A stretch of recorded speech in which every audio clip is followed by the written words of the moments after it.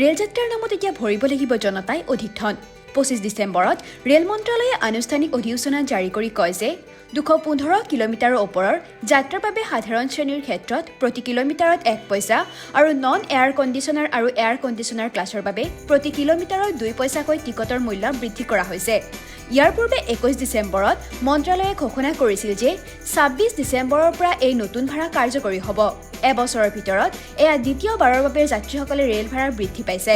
ইয়াৰ পূৰ্বে জুলাইত বৃদ্ধি কৰা হৈছিল।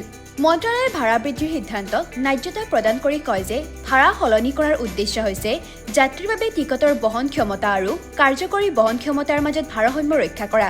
সংশোধিত ভাড়াৰ গাঁথনিৰ অধীনত উপনগৰ সেৱা আৰু ছিজন টিকটৰ ভাড়াৰ কোনো পৰিৱৰ্তন হোৱা নাই। কি শ্ৰেণীত কিমান বৃদ্ধি? মন্ত্ৰালয়ে উল্লেখ কৰা অনুসৰি 215 কিলোমিটাৰ পৰ্যন্ত যাত্ৰীৰ বাবে দ্বিতীয় শ্ৰেণীৰ সাধাৰণ ভাড়া বৃদ্ধি কৰা হোৱা নাই। গতিকে দৈনন্দিন যাতায়াত কৰা লোকসকল দাম বৃদ্ধিৰ ফলত প্ৰভাৱিত নহয়।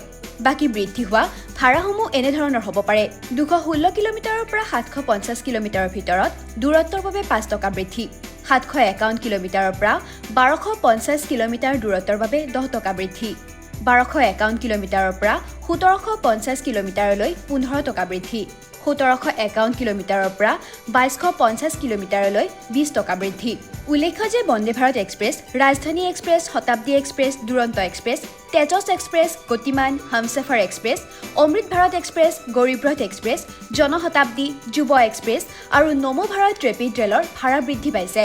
News desk report, TV9 Assam.